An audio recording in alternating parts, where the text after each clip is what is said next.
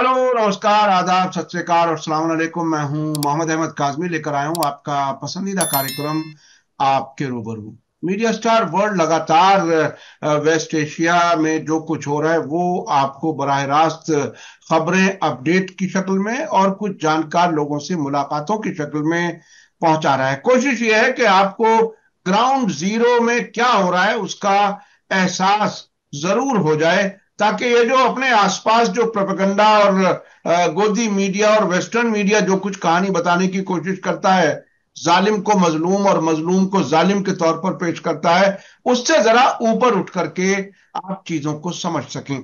आज हम एक बार फिर जनाब शमसुल इस्लाम साहब से बात कर रहे हैं, जो दिल्ली यूनिवर्सिटी के पॉलिटिकल साइंस के प्रोफेसर रह चुके हैं, जाने माने लेखक हैं।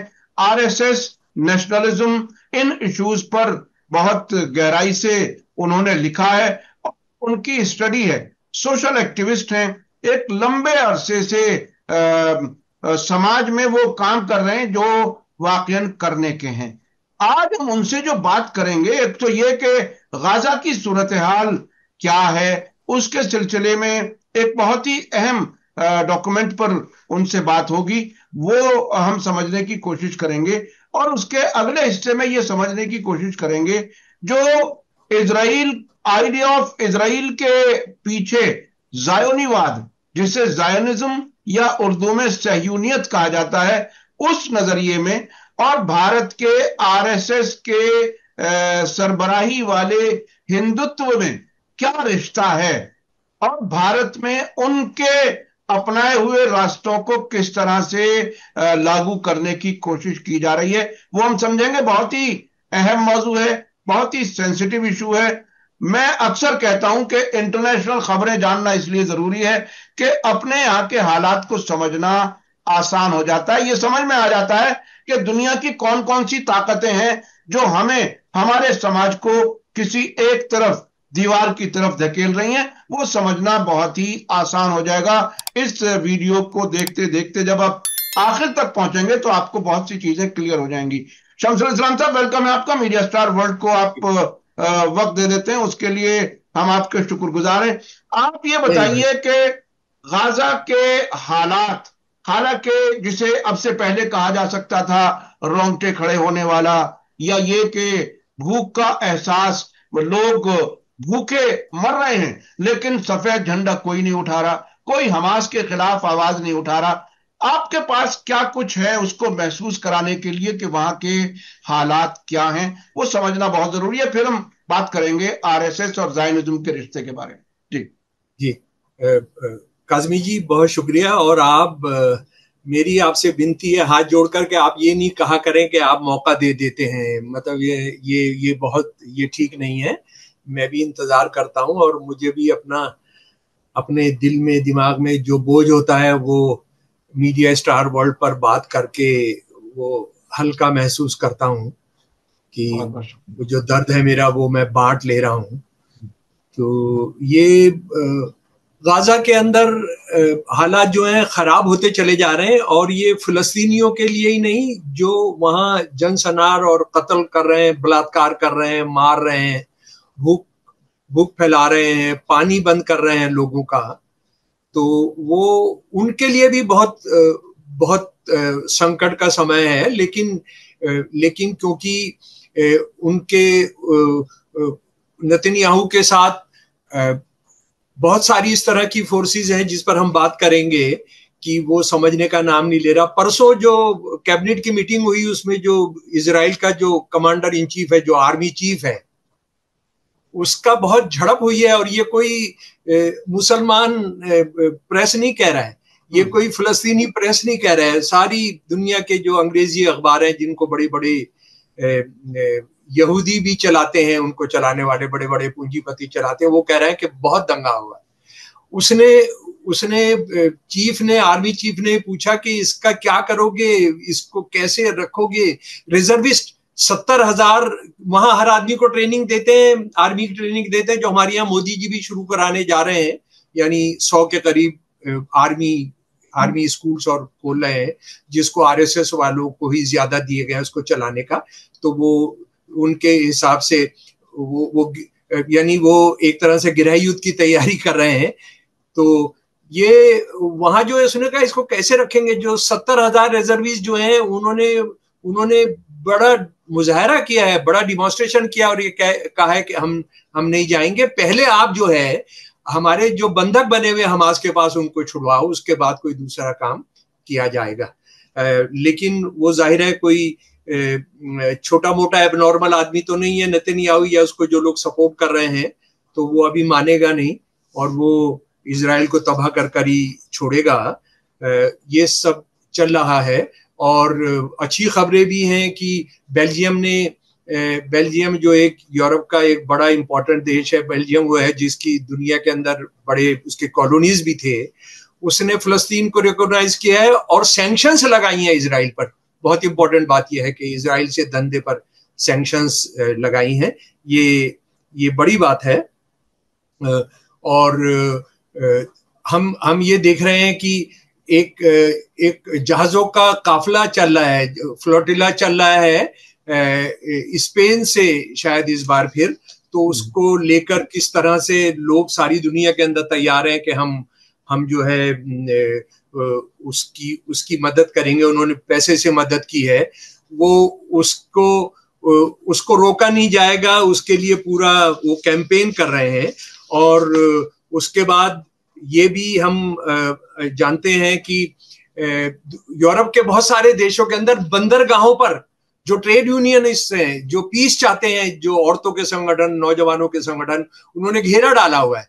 वो जो क्रूज आ रहे हैं, जो इजरायली क्रूज, अगर वो अपने इजरायली मेहमानों को उतारना चाहते हैं तो उनको उतारने नहीं देते हैं। उनको क्रूज को, ये अय्याशी के जो जहाज होते हैं अय्याशी करने के लिए, ये उसको हम क्या कहेंगे, बंदरगाह पर एंकर नहीं डालने देते हैं, उसको भगा देते हैं। ऐसे लगातार खबरें आ रही हैं। पर उसी कड़ी के अंदर एक बहुत मार्मिक, बहुत, यानी आप क्या कहूंगा कि आप उसको सुनने के बाद आपको मैं सुनाऊंगा ही अभी, आपका क्या दिल दिमाग की हालत होगी कि लोग किस तरह से लड़ रहे हैं। फिलिस्तीनी होने का मतलब क्या होता है, गाजन होने का, गाजा के आदमी होने का, औरत होने का मतलब क्या होता है। तो ये एक बच्ची है नूर इलासी। नूर इलासी जो है ये फिलिस्तीनी है, गाजा की रहने वाली है, लेकिन इनका फ्रांस की एक यूनिवर्सिटी में इनका एडमिशन हुआ था। तो जब इनके पता लगा इनकी यूनिवर्सिटी को, फ्रांस के अंदर यूनिवर्सिटी है, और जब उनको पता लगा कि ये बच्ची वहां गिर गई है और ये तो मारी जाएगी, भूख से मारी जा सकती है या बम से भी मारी जा सकती है, तो उस यूनिवर्सिटी के लोगों ने, यूरोप की यूनिवर्सिटी है, उस यूनिवर्सिटी के लोगों ने फ्रांस सरकार पर दबाव डाला, बहुत जबरदस्त दबाव डाला कि आप हमारी बच्ची को, हमारे स्टूडेंट को हमको लेकर आइए। हम वहां अपने स्टूडेंट को मरा हुआ नहीं चाहते हैं। यानी एक यूरोप वो है जो इजराइल की मदद कर रहा है, एक यूरोप के अंदर इस तरह के लोग हैं, इस तरह के इंस्टीट्यूशंस हैं जो कह रहे हैं कि हम अपने बच्ची को वापस चाहते हैं। तो ये बच्ची 4-5 दिन पहले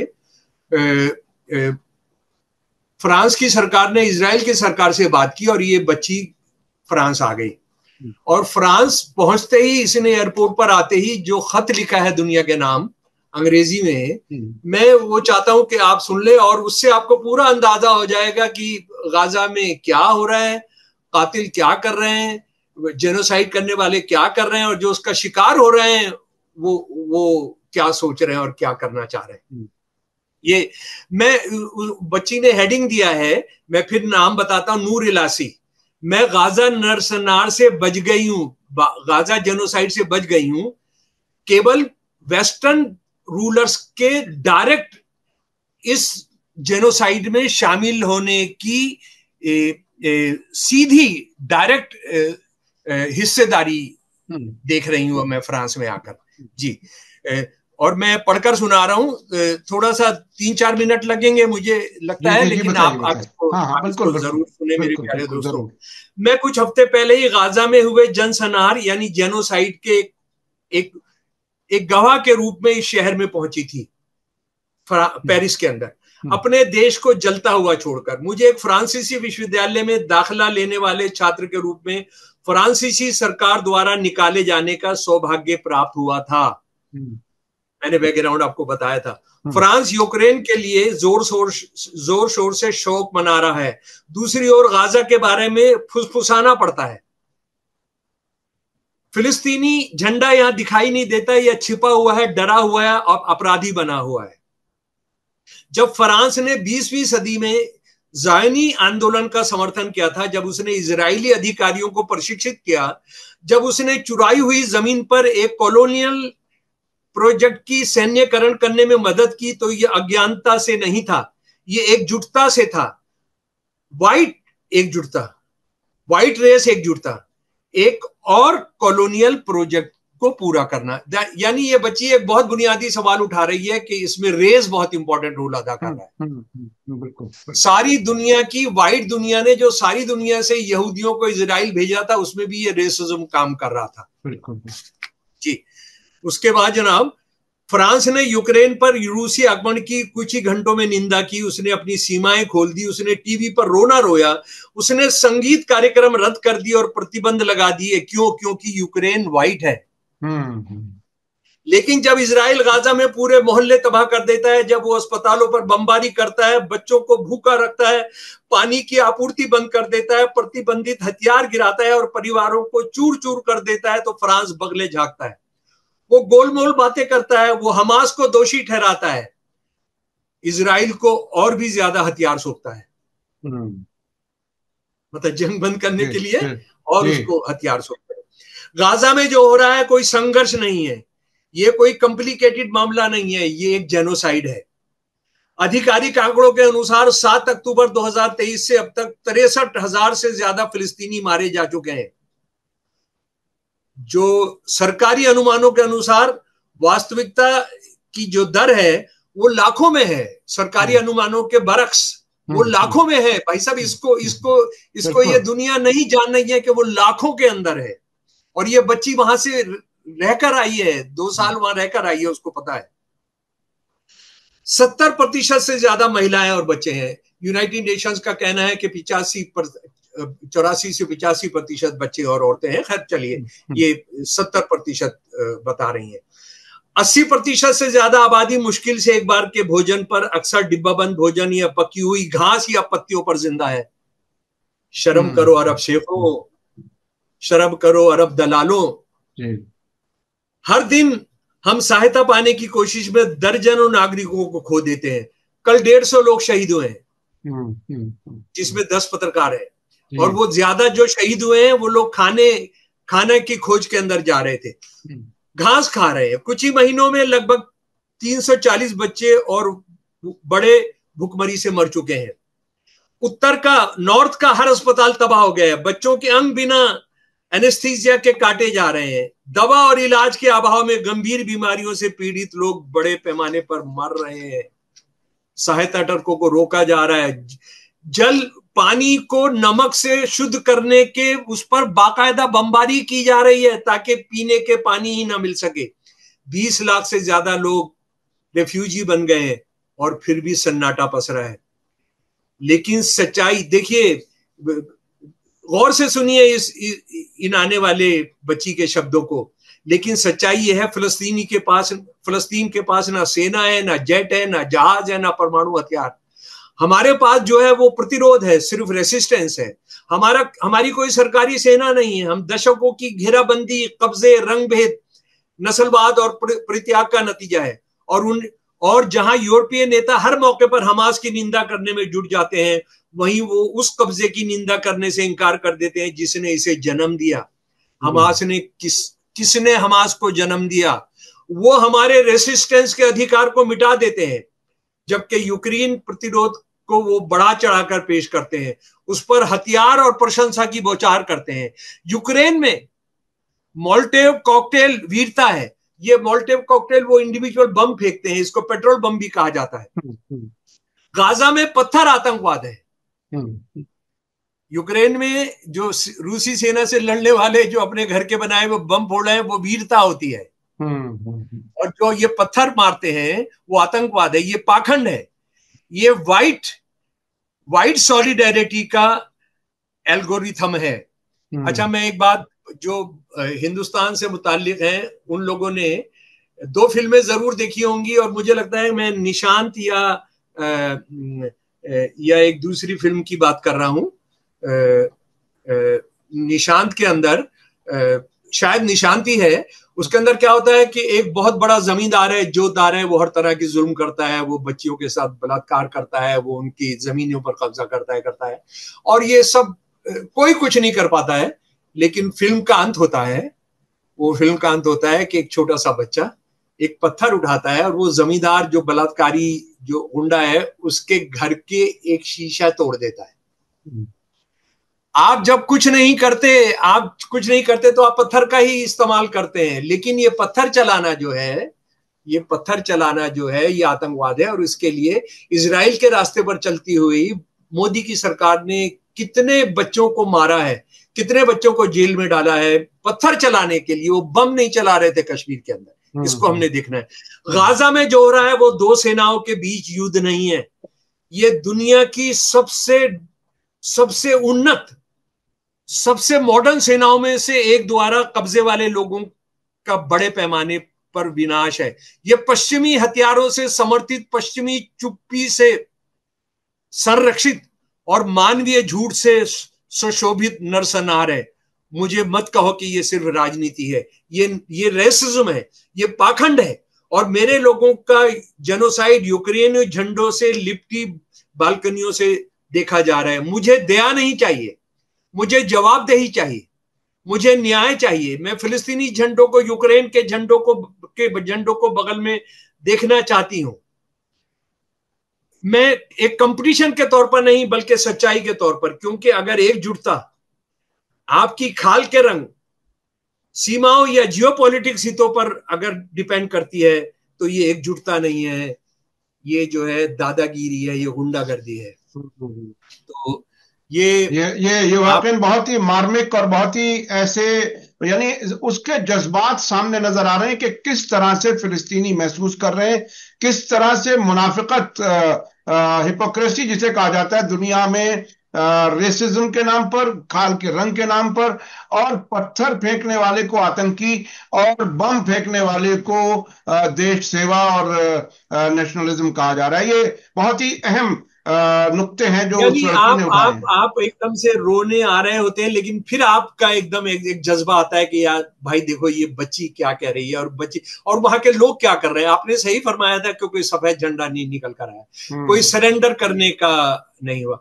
और वहां जिस तरह से रेसिस्टेंस है, अगर रेसिस्टेंस नहीं होता तो अभी वो खुद ही बता रहे हैं कि हमास के जो स्पोक्स पर्सन है उनको हमने मार दिया, तो उसका मतलब है लोग तो वहां ग्राउंड पर मौजूद है ना, भागे तो नहीं है। बिल्कुल। और हमास के बारे में आपके चाहे जितने सवाल हो, लेकिन उनकी सारी लीडरशिप जमीन पर मारी गई, जमीन पर खड़े होकर, जमीन पर रहकर। याह्या सिनवर को हमने देखा कि वो आखिर में उस ड्रोन पर लकड़ी मार रहे बैठा हुआ जख्मी हालत में, वो और इतना लड़ाई में मसरूफ था याह्या सिनवर कि वहां की फौज ने भी पहचाना नहीं था कि इतना बड़ा लीडर हमारे सामने यहाँ है। बहरहाल अब चलना चाहता हूं भारत के आरएसएस का नजरिया हिंदुत्व का और इजराइल का ज़ायनिज्म, इनमें क्या रिश्ता है, थोड़ा सा मैं समझना चाहता हूं। ये पैदाइशी जुड़वा है, ये पैदाइशी जुड़वा गुंडे हैं। मैं जुड़वा भाई नहीं कहूंगा, ये पैदाइशी गुंडे बलात्कारी हत्यारे हैं। देखिए और यहां पर मैं जरा सा याद कराना चाहूंगा, खुशवंत सिंह जी को याद करना चाहूंगा, अपने सुनने वालों को भी याद कराना चाहूंगा। खुशवंत सिंह जी ने मेरी जो गोलवलकर वाली किताब है उसका एक रिव्यू लिखते हुए एक बात कही कि वो सवाल मैंने अपनी किताब में भी उठाया है। वो ये था कि गोलवलकर जो इनका बाप है, जिसको गुरु ऑफ हेट भी कहते हैं, गुरु ऑफ हेट कहते हैं, प्रोफेसर हमारे साउथ इंडिया के जो मशहूर प्रोफेसर है, कि ये जो है ये यानी गुरु ऑफ हेट को हिंदी में क्या कहेंगे, उर्दू में क्या कहेंगे, यानी नफरत का गुरु। हाँ, नफरत का गुरु। नफरत का गुरु जो है, उसकी जो सन 1939 की किताब है, we or our nation would define, ये वेयर और नेशन डिफाइंड, ये उसकी किताब है। और ये किताब पूरी की पूरी उसने लिखी है नाजी और मसोलिनी की हमदर्दी में। और ये लिखा है, हमने मुसलमानों के साथ अपने देश में वही करना है जो यहूदियों के साथ हिटलर और मसोलिनी ने किया। साफ लिखा है, पूरी किताब भरी पड़ी है। और ये किताब खुलेआम बिकती है, ये खुलेआम बिकती है। ये आरएसएस की गीता है। वो गीता पढ़ते हो नहीं पढ़ते हो, आरएसएस के लीडर जो है इस किताब को जरूर पढ़ते हैं, we or our nation would define. तो ये इस किताब के अंदर कितनी जगह है कि हमने वही करना होगा जो हिटलर मसोलिनी ने यहूदियों के साथ किया था। लेकिन खुशवंत सिंह भी बाद में सवाल उठाते हैं, लेकिन अगर ये यहूदियों के इतने खिलाफ है तो फिर ये यहां क्या कर रहे हैं, यहाँ फिलिस्तीनियों के साथ क्या कर रहे हैं? तो उन्होंने कहा कि उसकी सबसे बड़ी वजह यह है कि आरएसएस जो है शक्ति पूजक है, ये शक्ति को पूजते हैं। और अगर कहीं उसमें कोई पिटने वाला मुसलमान दिख जाए तो इनकी बाँछें खुल जाती हैं, ये बहुत बहुत खुश हो जाते हैं। और शायद वो इस वजह से भी इजराइल की मदद कर रहे हैं, क्योंकि ये जो सारे हैं, मैं कितनी बार कह चुका हूं कि ये फिलिस्तीनी जो है वो मुसलमानों के शूद्र हैं, मुसलमानों की लोअर कास्ट है वो। इसीलिए वो अरब देश भी जो उनकी कोई चिंता नहीं करते हैं। ये किसानों से एक हजारों साल से चलने वाली सभ्यता के लोग हैं, आम लोग हैं, खेती करते हैं, जिंदगी, कविता लिखते हैं और पढ़ाई लिखाई के अंदर बहुत बहुत आगे रहते हैं, सारी दुनिया में काम करने गए हैं। तो ये इन लोगों को आपने खत्म इसलिए करना है क्योंकि ताकतवर को आरएसएस पूज रही है, और उसके बाद ये मुसलमान भी हैं। और हालांकि उनकी इतनी बेवकूफी की समझ है कि फिलिस्तीनी सारे मुसलमान नहीं होते हैं, इसको हम कई बार बात कर चुके हैं। बिल्कुल, मैं कई बार इस बात को बता चुका हूं कि पहला जो क्रांतिकारी मोर्चा बनाया था इजरायली ऑक्यूपेशन के खिलाफ, वो एक ईसाई ने बनाया था, People's Front of Liberation of Palestine, Popular Front of Liberation of Palestine. तो ये जो है, अच्छा, उसके अलावा इनके जो विचारों के आधार हैं वो एक जैसे हैं। जैसे उसको हमने समझना चाहिए कि नंबर एक, इनकी जो सबसे बड़ी एकता है, जो थियोरेटिकल, जो फिलोसफिकल एकता है, कि ये दोनों विश्वास करते हैं कि भगवान ने या खुदा ने, यानी इनके जो भी खुदा हैं, उन्होंने सारी विश्व के अंदर एक जगह सुनिश्चित की है जहां पर इनका वो गॉड्स टेरिटरी है, जो इनकी टेरिटरी है। वो हिंदुओं का होमलैंड होगा, वो यहूदियों का होमलैंड होगा। तो उन्होंने बताया कि हमारे जो ओल्ड टेस्टामेंट है उसमें कहा गया कि ये जो है फिलिस्तीन के अंदर होगा। ये इतना बड़ा झूठ है जिस पर मैं अभी बात करूंगा। और उसके बाद भगवान ने ये निश्चित किया कि भारत के अंदर होगा। तो ये दोनों की एकता क्या है कि ये गॉड ने जो एक होमलैंड इनको सुनिश्चित किया, ये इसको कब्जा करना चाहते हैं, इसको बाकी सबको उससे बाहर करना चाहते हैं। अच्छा, मजे की बात यह है लेकिन दोनों ही स्थितियों में कि ये जो फिलिस्तीन है ये यहां नहीं बनना था, ये बनना था इथियोपिया के अंदर। इथियोपिया के अंदर बनना था क्योंकि ये पता लगा था कि इथियोपिया का जो यहूदी मजहब है, वहां की जो कबीले हैं, वो ओरिजिनल यहूदी है। ये जायनिज्म यहूदी धर्म को जायनिज्म बनने से पहले की बात है, वहां बने थे। लेकिन इसी बीच में यहाँ तेल निकल आया, वो रिसर्च लोगों ने की है, मैंने भी की है, और वो तेल निकलने पर वो सारा का सारा यहाँ शिफ्ट हो गया, यहाँ उन्होंने बना दिया। और यही जगह तय की गई थी, और इतने 200 किलोमीटर ही तय किया गया था। ये जो है ये बड़ी अजीबोगरीब बात है।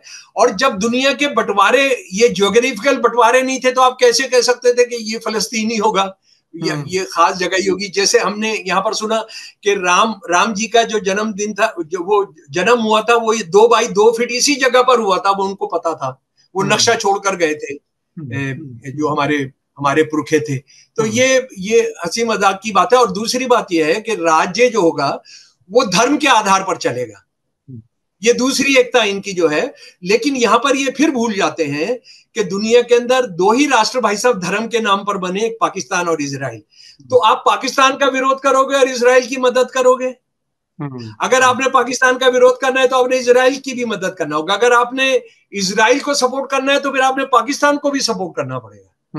आप ऐसे नहीं हो सकते कि अपनी अपनी पसंद से करते हैं। अच्छा, उसके बाद भारत जो है सारे हिंदुओं का होमलैंड है, तो भाई इससे तो बड़ी दिक्कतें पैदा हो जाएंगी, क्योंकि यूरोप के और ऑस्ट्रेलिया अमेरिका के जो हिंदू ईसाई धर्म के लोग हैं वो कहेंगे तुम्हारा तो ये राष्ट्र नहीं है। इंग्लैंड, फ्रांस, ऑस्ट्रेलिया, जर्मनी तुम्हारा राष्ट्र नहीं है, तुम्हारा राष्ट्र तो वहां है। जैसे हमने सारे इजराइल में भेज दिया यहूदियों को, तुम भी वहां जाओ, ये मांग उठने वाली है।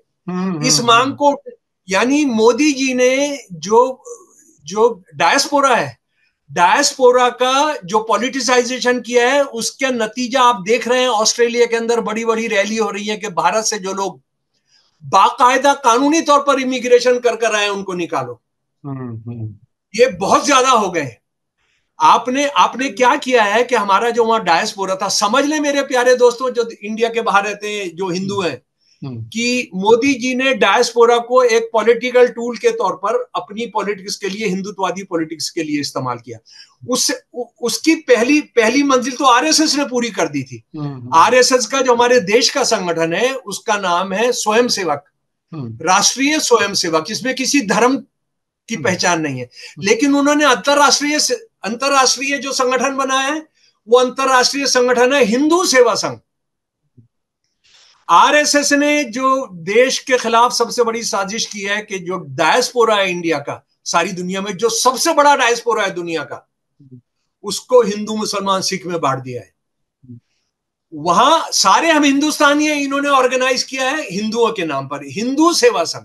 आप ये देख लीजिए यहां पर हिंदू, यानी मैं बीच में रुक करके थोड़ा सा, यानी भारत के अंदर भी हिंदू मुसलमान नफरत जितनी हो सके वो, और अंतरराष्ट्रीय सतह पर, इंटरनेशनल लेवल पर भी वो नफरत और फैला दी जाए हर तरफ, बगैर ये सोचे समझे कि इसका हमें नुकसान होने वाला है, यानी हिंदुओं को ही नुकसान हो जाएगा। इसके माने तो ये रहे ना। बिल्कुल भाई, मेरे प्यारे सुनने वालों, चलो भारत के अंदर तो आप हिंदू मुसलमान कर रहे हो, ठीक है भाई, वो तो तुम्हारी खून के अंदर है, तुम्हारे जीन्स के अंदर है।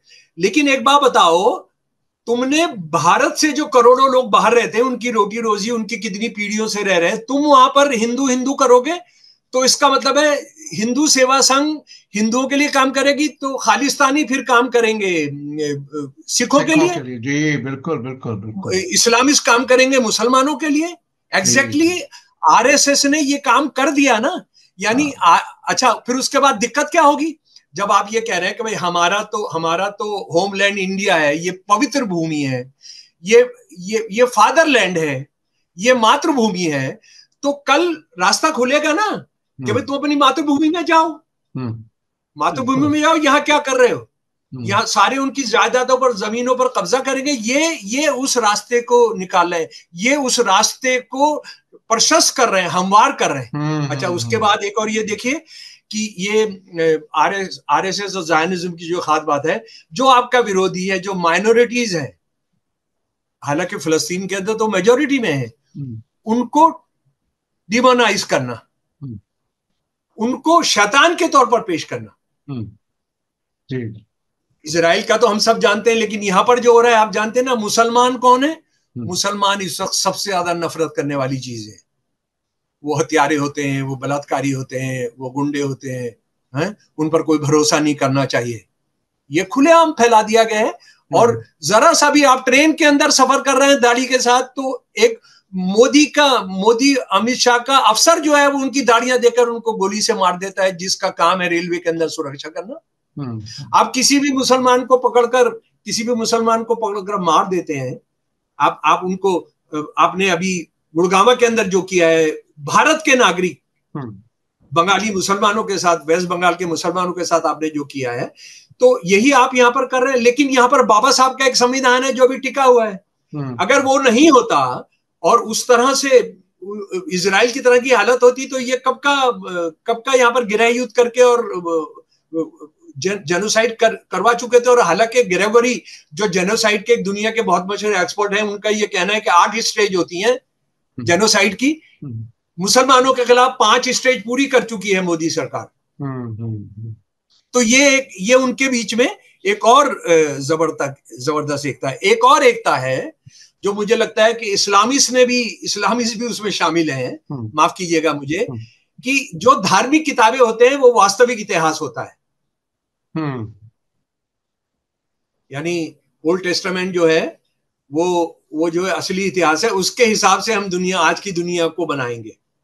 यहाँ आप जो है वो वेदों के हिसाब से आप दुनिया को बनाएंगे, आप महाभारत और रामायण के हिसाब से दुनिया को बनाएंगे।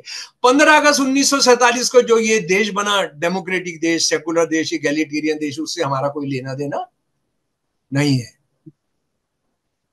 तो आप जो है इजराइल और उसका यह है कि हमारा ये धर्म है, और मुसलमानों की और ईसाइयों की जो सबसे पवित्र जगह है यरूशलेम के अंदर, मस्जिद अक्सा या चर्च, आप जिसके बारे में बहस होती है, वहां नेतन्याहू के मंत्री जाकर घुस जाते हैं। इसका मतलब है कि वो बिल्कुल उनका सफाया करना चाहते हैं। यहां पर भी मस्जिदें गिराई जा रही हैं उसी तरह से।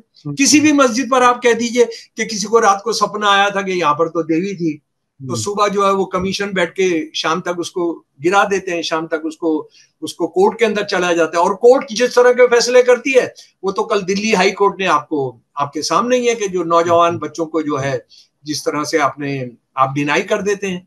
तो आप कोर्ट उनके हाथ में है, मिलिट्री पूरे उनकी, हालांकि इजराइल की मिलिट्री तो वो तो कुछ कुछ दिखा रही है, कुछ सवाल उठा रही है। हमारे यहाँ तो उन्होंने उसका भी धार्मिकरण किया है, उसको भी हिंदुत्ववादी बनाने की कोशिश की, हालांकि उसके बहुत नुकसान और बहुत मुश्किल है वो। तो आपने कश्मीर के अंदर क्या किया, और मैं किसी दूसरे की बात नहीं कर रहा हूं, मैं इस देश का एक बड़ा पॉलिटिकल साइंटिस्ट और सोशल साइंटिस्ट है, उनका नाम है आपको मैं बताता हूं, वो मेहता साहब ने, वो कॉलमनिस्ट हैं इंडियन एक्सप्रेस में, उन्होंने जो लिखा है कि आपने कश्मीर को, सारे इंडिया को कश्मीर बना दिया, और कश्मीर में आपने क्या किया है, कश्मीर में कोई कानून नहीं चलता, वहां बूट का राज है। उन्होंने जो शब्द दिया है वो है मिलिट्री राज।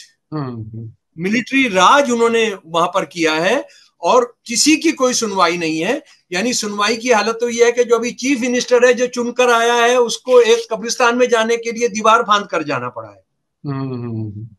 ये हम इस बात को अच्छे तरीके से जानते हैं। ये जिनकी मैं बात कर रहा था, प्रताप भानु मेहता, जी। प्रताप भानु मेहता साहब ने लिखा है कि पहले उनका अंग्रेजी में सुन लीजिए, मुझे लगता है कि बहुत जरूरी है। There are times in history of a republic India, यानी when it reduces itself to jackboot, यानी military rule, nothing more and nothing less. We are witnessing that moment in Kashmir, but this moment is also a dry run for political desecration that may follow in the rest of India. और वो हो रहा है। The manner in which the BJP government has changed the status of Jammu and Kashmir by rendering Article 370 ineffective and bifurcating the state is revealing its true character. This is a state for whom the only currency that matters is raw power, Nangi Shakti. This is a state that recognizes no constraint of law, liberty and morality. आपको कोई नैतिकता, आजादी, कानून की आपको कोई चिंता नहीं है। This is a state that will make a mockery of democracy and deliberation. ये एक ऐसी है जो मजाक बना देगी पूरी डेमोक्रेसी को और बहस को। This is a state whose psychological principle is fear, that is true. और ये सिर्फ डर कर शमसुल इस्लाम साहब, आपने बहुत सी तफसीलात बताई। वक्त की कमी की वजह से हमें यहाँ रुकना पड़ रहा है, लेकिन ये हकीकतें हैं कि जिस तरह से ज़ायनिज़्म ने हिंदुत्व को एक तरह से, हिंदू मजहब को, उसको हिंदुत्व आरएसएस वाले उसमें कन्वर्ट किया, उसमें मजीद हालात खराब होते नजर आ रहे हैं। बहुत बहुत शुक्रिया शमसुल इस्लाम साहब। मुझे यकीन है कि बात मुकम्मल नहीं हुई, लेकिन वक्त की कमी की वजह से हमें यहाँ रुकना पड़ रहा है। मैं अपने दर्शकों से कहना चाहूंगा कि नतीजा आपके सामने है, आप देखें, गौर करें कि आखिर मुल्क को कहां ले जाने की तैयारी है इजराइल, और इजराइल से भारत क्या कुछ सीख रहा है, वो बहुत गौर करने की बात है। आज की वीडियो आपको कैसी लगी कमेंट में जरूर लिखें, और इसके ज्यादा से ज्यादा लोगों तक पहुंचाएं ताकि हकीकत से लोग आशना हो सकें। इसी के साथ मुझे दीजिए इजाजत। धन्यवाद, शुक्रिया। जय भारत, जय। मीडिया स्टार वर्ल्ड के और वीडियो देखने के लिए हमारे चैनल को सब्सक्राइब करें और सीधे नोटिफिकेशन पाने के लिए बेल आइकन दबाएं। और अगर हमारी खबर सच्ची और अच्छी लगे तो अपने व्हाट्सएप, इंस्टाग्राम, फेसबुक और ट्विटर अकाउंट पर जरूर शेयर करें।